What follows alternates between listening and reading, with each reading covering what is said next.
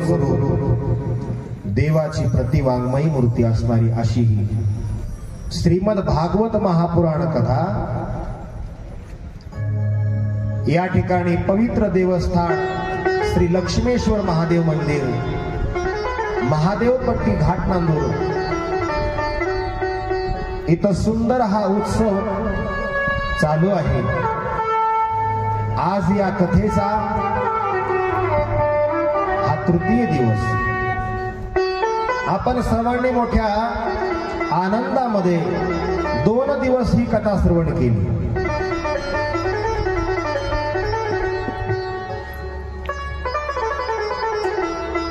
भगवान शंकराचं हे पवित्र असं ठिकाण, जो देव आपल्या मनोकामना पूर्ण करतो,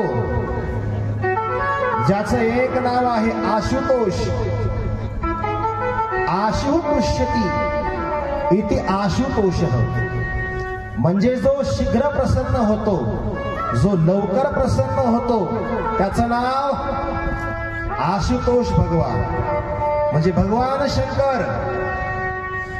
या ठिकाणी ही परम पवित्र अशा प्रकारची ही भूमी आणि इथं सुंदर अशा प्रकारचा हा कथेचा योग। आमचं काहीतरी परम भाग्य, या ठिकाणी आम्हाला इथं ही कथा करण्याचा योग आलेला आहे। सर्व सप्ताह कमिटी, सर्व आयोजक, नियोजक, संयोजक या ठिकाणी सर्वांचे खूप खूप आभार। सर्वांचं सहकार्य त्यातून संपन्न होत असलेली अशी ही श्रीमद भागवत महापुराण कथा। मंचवरती या ठिकाणी आमचे परमस्नेही परम मित्र गान कोकिळा, या ठिकाणी आमचे श्री बालाजी महाराज गरड महाराजांनी आमच्या विनंतीला मान दिला, त्याबद्दल एकदा सर्वांनी जोरात टाळी वाजवायची आहे।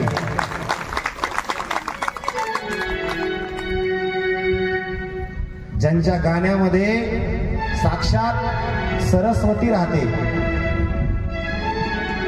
सुंदर असा कंठ आणि सुंदर असं वादन, या ठिकाणी श्री बालाजी महाराज इथं आपल्या इथं आले। खूप आनंद वाटला या ठिकाणी।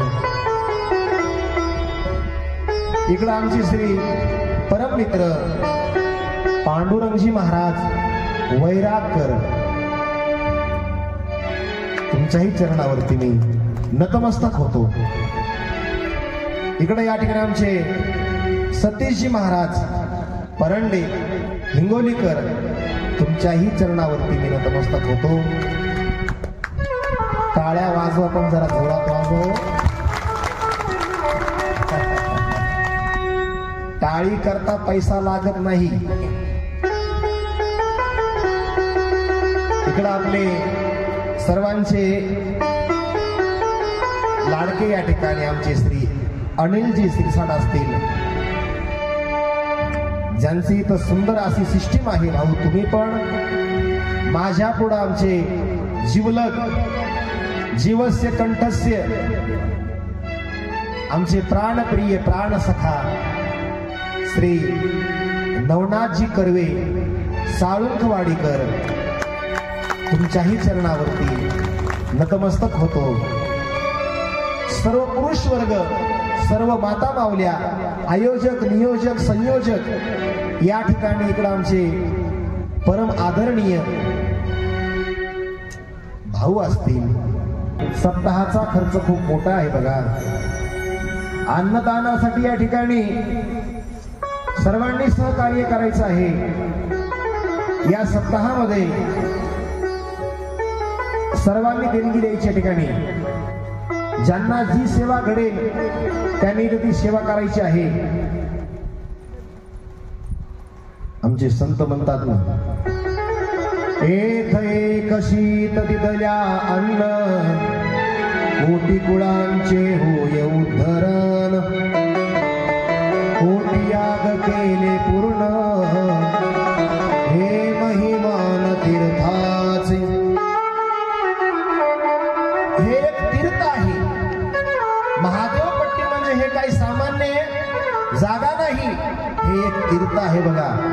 या ठिकाणी आपण जर अन्नदान केलं काय होईल महाराज? कोटी कुळांचे होय उद्धरण, एक नाही, दोन नाही, तीन नाही, आपले कोटी असे कुळ त्यांचा उद्धार होईल. तेव्हा या ठिकाणी ही सर्वात पवित्र अशी जागा दान पुण्य करण्यासाठी. तेव्हा सर्वांनी ठिकाणी या सप्ताह कमिटीला सहकार्य करायचं आहे. ज्यांना जसं दान घडलं त्यांनी तसं करायचं आहे. बोला राधे राधे राधे राधे.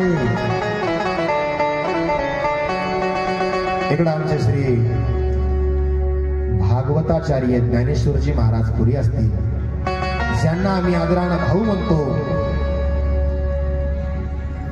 सर्व सप्ताह कमिटी या ठिकाणी श्री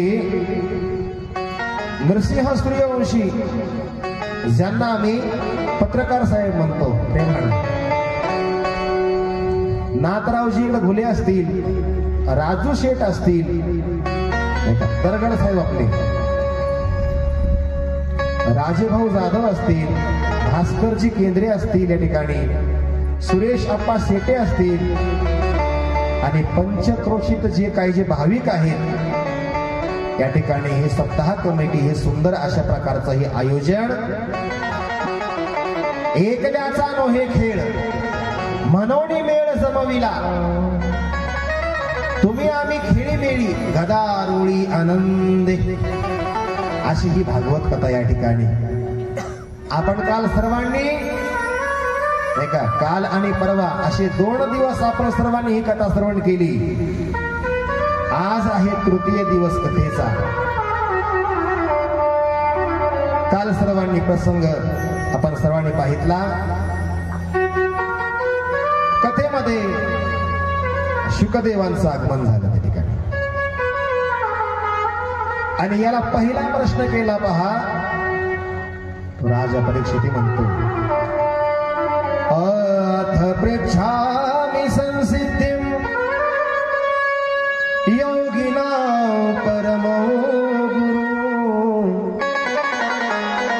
पुरुषसे हयत्वारि म्रियमानस्य सर्वदा.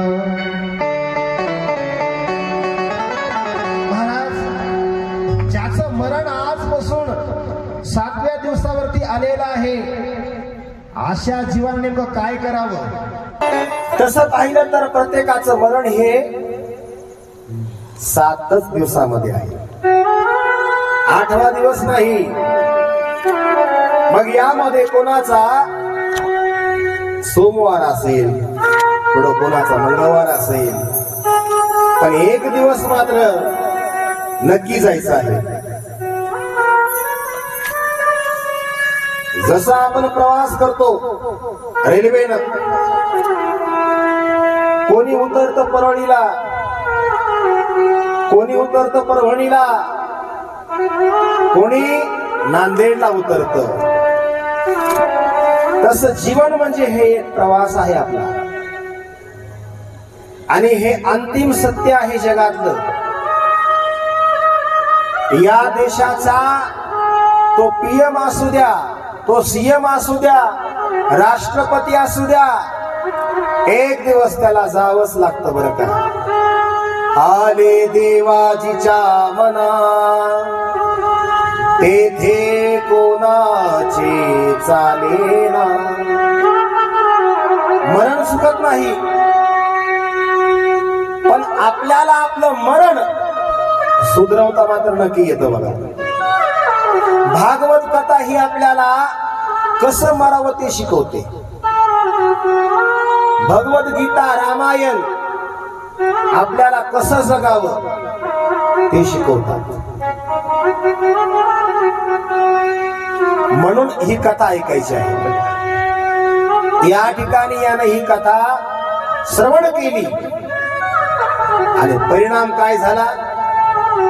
श्रवणे परीक्षिती तरला भूपती 7 दिवसा मुक्ती. झाली तया. शुकदेवजी म्हणतात, राजा तुझा हा जो प्रश्न आहे ना तो लोकहिताचा असा प्रश्न आहे.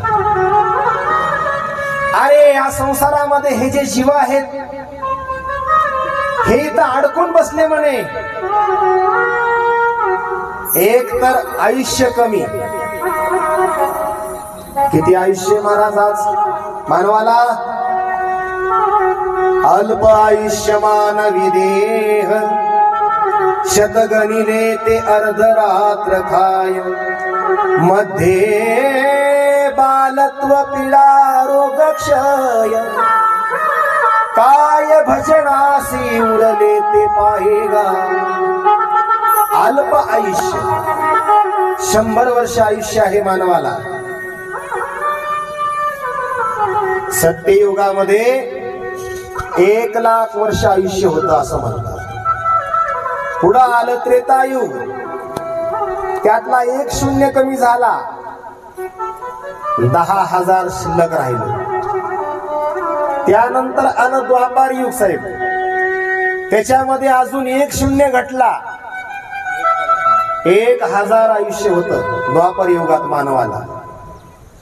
त्यानंतर हे कलियुग आलं, या युगामध्ये अजून 1 शून्य घटला, किती उरलं? 100 उरलं. पण आता 100 आहे का? आता 100 वर्ष आयुष्य नाही.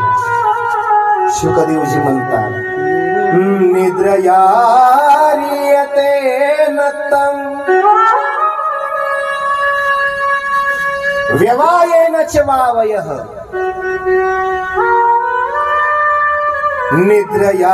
निद्रयारियते नत्तं व्यवायेन च वावयः. किती आहे? 50 वर्ष गेलं महाराज झोपीमध्ये.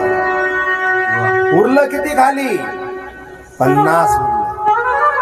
आमचे संत म्हणतात ऐका, तेही 50 जे आहे ना, मध्ये बालत्व पीडा रोगक्षय. काय भजनासी उरले ते पाहे गा. मध्ये काय? बालत्व, बालपण गेले नेनता. तारुण्य दशी विषय व्यथा. वृद्धपणी प्रवर्तली चिंता. मरे मागुता जन्म घेणे. ऐका, जीवना जीवना. वा वा, क्या बात है. जीवना जीवना 2 दिन का मेहमान. कब सुमरोगे राम, अब तुम कब सुमरोगे राम, अब तुम कब सुमरोगे राम.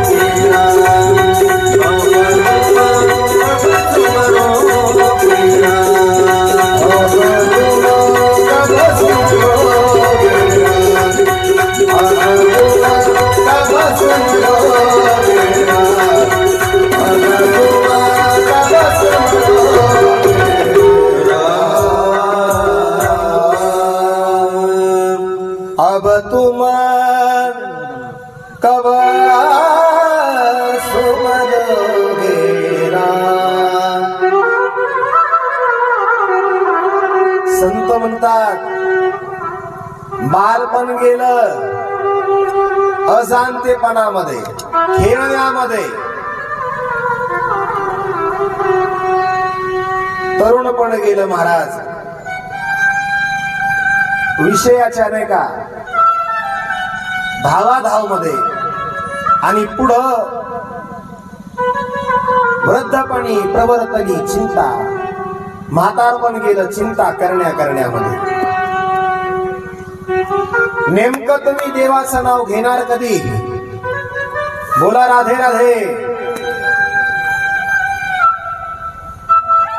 शुकदेवजी म्हणतात ऐका, 100 वर्ष आयुष्य आहे मानवाला, पण त्यातलं 50 गेलं निद्र या येते नक्तम.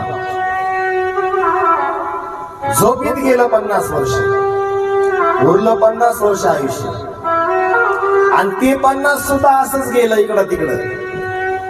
काय शिल्लक राहिलं बोला? काहीच नाही शिल्लक राहिलं. असा हा प्रवास आहे जीवनाचा. या ठिकाणी शुकदेवजी म्हणतात परीक्षिती, अरे हा मानव देह अनमोल आहे. हा देह पुन्हा पुन्हा नाही. तस्माद भारत सर्वात्मा भगवान ईश्वरो हरी. त्यामुळे जीवानं काय करावं? रात्रंदिवस अशा प्रकारे त्याचं चिंतन करावं. तच्चिंतनम तत्कथनम अन्योन्यम तत्प्रबोधनम. हा जन्म जो आहे ना त्यासाठीच आहे बघा. आणि मग या ठिकाणी एवढा सुंदर असा हा उपदेश करत आहेत शुकदेवजी महाराज. परंतु याला ते काही पचत नाही बघा राजा परीक्षितीला. का? याला असं एक भय आहे.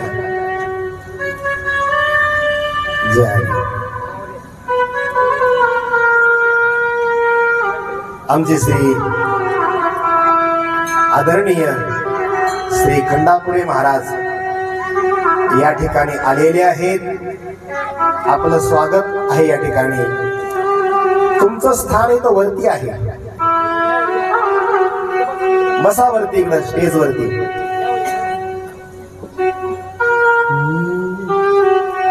गोपाल कृष्ण भगवान की जय. एवढा सुंदर असा हा उपदेश, पण याला ते पचत नाही, त्याला ते ऐकू वाटत नाही. त्याचं मन असं कसं आहे? उद्विग्न आहे. राजा भयभीत आहे. अरे केव्हा तो तक्षक नावाचा नाग येईल आणि मला तो केव्हा दंश करील, माझा कधी मृत्यू होईल. याला असं एक भय आहे. महाराजजी, मी मरणार आहे, माझा मृत्यू होणार आहे असं याला वाटतंय. आणि याची ती प्रतिक्रिया जाणून या ठिकाणी शुकदेवजी त्याला म्हणतात, राजा अरे तुझ्याकडे तर 7 दिवस आहेत उद्धार करून घेण्यासाठी. पहिल्या नाही का प्राचीन काळामध्ये असा एक राजा होऊन गेला की ज्याच्याकडे फक्त 1च तास उरला होता. 1 तास उरला खटवांगरायासी, भाग्यदशा कैसी प्राप्त झाली. 1 तास असा उल्लेख आहे. 1 मुहूर्त उरलं होतं याकडं. 1 मुहूर्त म्हणजे 48 मिनिटाचं 1 मुहूर्त असतं बघा.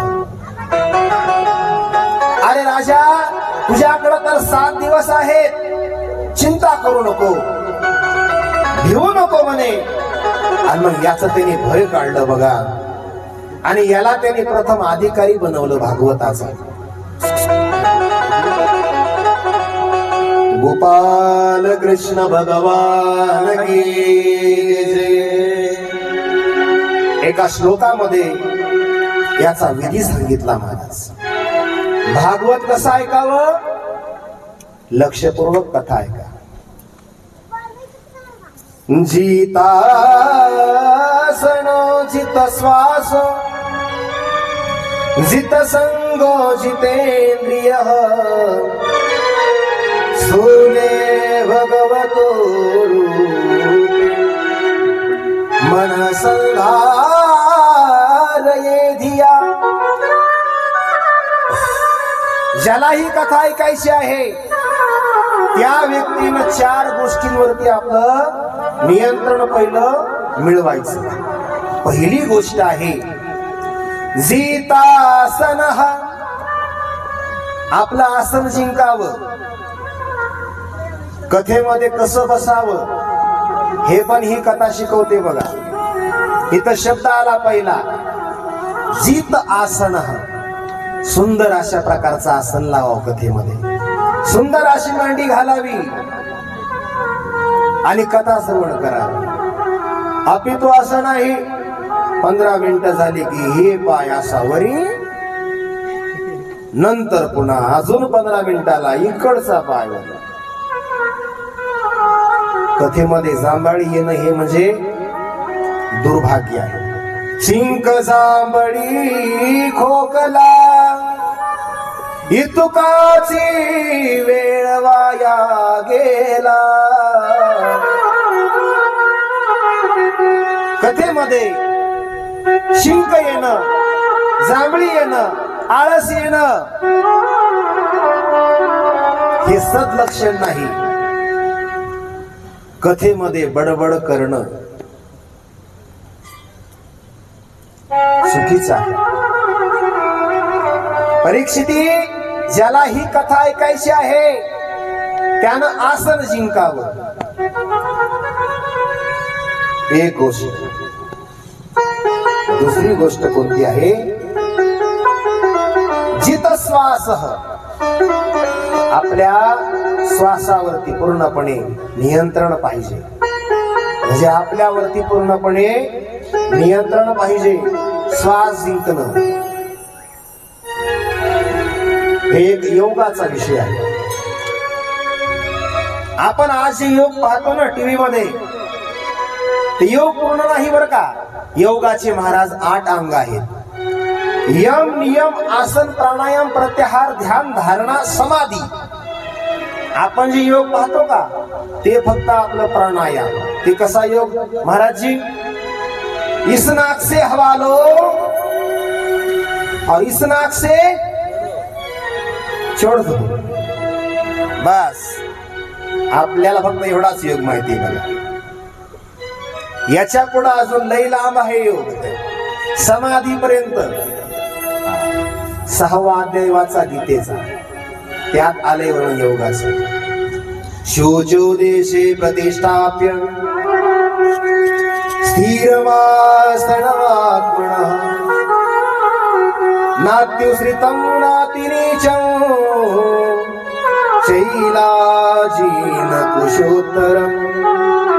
ज्याला योग साध्य करायचा आहे त्यानं काय करावं आहे का? सुचो देशे, पवित्र अशा त्या देशात जावं आणि तिथं गेल्यावर तिथे असं गवताचं एक आसन लावावं. ज्या ठिकाणी पशु नाही, पक्षी नाही, जिथं कोणी जीव नाही, जहा खग मृग जीव जंतुतः नाही, असं ते आपण ठिकाण शोधावं. आणि पुढं न उंच न खाली समान अशा प्रकारचं आसन लावावं. स्थिरम आसनम आत्मनः. जो व्यक्ती ज्याला योग साध्य करायचा आहे त्यानं हे अशा प्रकारे ही क्रिया केली पाहिजे. पण ह्या युगामध्ये योग एवढा सोपा नाही बघा. योग याग विद्धी येणे नवे सिद्धी. वायाची उपाधी दंभ धर्म योगाची या वाटा. जे निघाले गा सुबटा तया दुःखाचाच वाटा भागा आला. ह्या युगामध्ये आजच्या काळामध्ये योग नाही का, योगानं देवाची प्राप्ती होऊ शकत नाही. या काळामध्ये याग करणं हे सुद्धा अवघड आहे. यज्ञ करण्याकरता हत्तीच्या सोंडी एवढी तुपाची धार लागते. बोला राधे राधे. आता आहे का तुपाची? आहे का? एखादा सण आला महाराजजी तर कुठून तरी असं एखादं छटाक भर तूप आणतो आपण, नाही का विकत. पण ते पण शुद्ध आहे का याची पण काही खात्री नाही बर का. आहे का तूप आपल्याकडं? या ठिकाणी आमचे श्री अनिलजी त्यांच्या गोठ्यामध्ये एक गाय आहे बघा, कपिला गाय. कपिला गाय म्हणजे काळी गाय. मुश्किल आहे मिळणं. हे ना ते एक अभंग, दूध पियो मोरे गोविंद लाला, असे एक अभंग आहे. काला बछडा कपिला गाई, दूध दुहावत नामा जाई, दूध दुहावत नामा जाई. काला बछडा कपिला गाई. कपिला गाय, कपिलत्वम गोर लक्षणम असं एक लक्षण केलं न्यायशास्त्रामध्ये. त्यांच्याकडे कपिला गाय आहे बघा. आम्ही काल बघितली. आपण गायीची सेवा केली पाहिजे. या ठिकाणी इथं गोशाळा आहे आपल्या भाऊंची. आपण तिथं जे काही जे सहकार्य होतंय आपल्याकडून ते आपण केलं पाहिजे. पहा त्या ठिकाणी गाय म्हणजे ही काय आहे? ही विश्वाची माय आहे. गावो विश्वस्य मातरम. घरापुढं आपल्या गाय असावी. आपल्या घरापुढं आपल्या अंगणामध्ये तुळस असावी. तुळस असे ज्याचे द्वारी, लक्ष्मी वसे त्याचे घरी, येऊन श्री हरी क्रीडा करी स्वानंदे. ऐका, ह्या गोष्टी आपल्या घरापुढे असल्या पाहिजे. ज्याला ही कथा ऐकायची आहे त्यानं काय करावं? त्यानं पहिली गोष्ट आहे त्यानं आसन जिंकावं. दुसरी गोष्ट आहे त्यानं आपल्या प्राणावरती श्वासावरती जिथं श्वास त्यानं विजय प्राप्त करावा. तिसरी गोष्ट आहे जित संग, त्यानं संगती अशाची करावी की जेणेकरून त्याला ही कथा ऐकायला मिळेल रोज. जित संग. तिसरी गोष्ट सांगितली जितेंद्रिय. आपण आपल्यावरती पूर्णपणे ताबा मिळवावा. ज्यानं ह्या 4 गोष्टी साध्य केल्या, स्थूले भगवतो रूपे मनः संधारे दिया. अशी ही भागवत कथा जी आहे त्याला ती गोड लागते, त्याला ती आवडते महाराज. आणि याच्या मनातलं अशा प्रकारे हे भय दूर केलं शुकदेवांनी. त्याला अधिकारी बनवलं. वेदांत शास्त्र श्रवण करण्याचा अधिकारी कोण आहे? ज्याच्याकडे विवेक आहे, ज्याच्याकडे वैराग्य आहे, ज्यानं 6 प्रकारची संपत्ती मिळवली बरं का, आणि ज्याच्या मनामध्ये मोक्षाची इच्छा झाली. विवेक, वैराग्य, षडसंपत्ती आणि मुमुक्षुत्वांची इति, तो अधिकारी आहे वेदांताचा. बोला राधे राधे. राधे राधे. प्रत्येक ग्रंथाचा अधिकारी असतो. आमच्या माऊलींनी अनेक ग्रंथ लिहिले. चांगदेव 65 लिहिली. पुढं अमृत अनुभव लिहिला, ज्ञानेश्वरी लिहिली. आणि जेव्हा त्यांना कळालं आता येणारे लोक लय नाही का, अल्पबुद्धी आहेत, कलियुगी जीव. रात्रंदिवस त्यांच्याकडे असं एक यंत्र राहील, ते उठले की सुरू.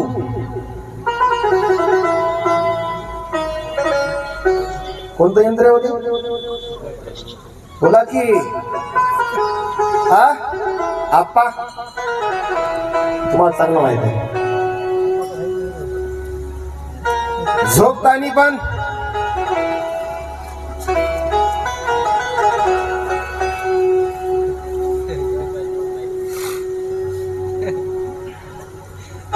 खूप तुमच्याकडे कमी रेंज दिसते इकडे पलीकडे.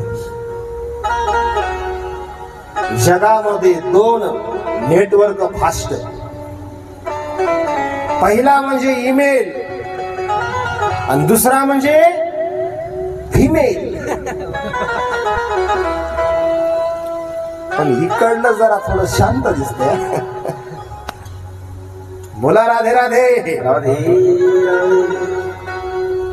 आमच्या माऊलींनी हरिपाठ केला. याचा कोण आहे अधिकारी? सोनी संसारी जीवे वेगू करी. सोनी संसारी जीवे वेगू करी. सोनी संसारी जीवे वेगू करी. सोनी संसारी जीवे वेगू करी. शास्त्र बाह्य सदा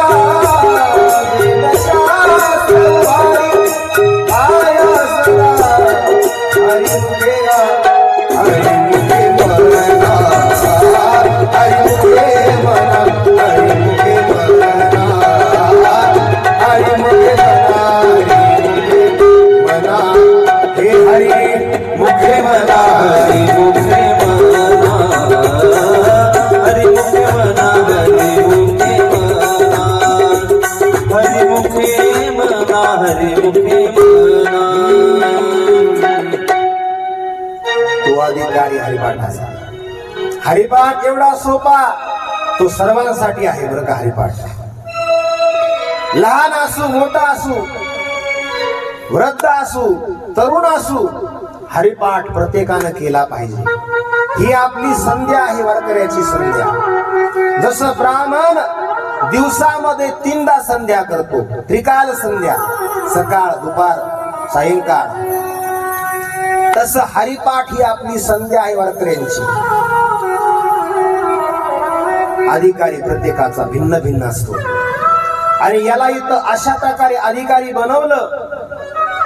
आणि पुढं शुकदेवानी सुंदर अशी ही भागवत कथा त्याला सांगितली. यानं एक पहिला प्रश्न केला, महाराज हे जगत कसं झालं मला सांगा. आणि मग या ठिकाणी शुकदेवजी म्हणतात, ऐक परीक्षित, पहिले कोठेच नव्हते काही. पहिलं हे चंद्र नव्हता, सूर्य नव्हता, काहीच नव्हतं म्हणे. हे नाही का, फक्त एक परमात्मा होता म्हणे. आणि मग त्यानं काय केलं, एको अहम बहुश्यामः प्रजायैव.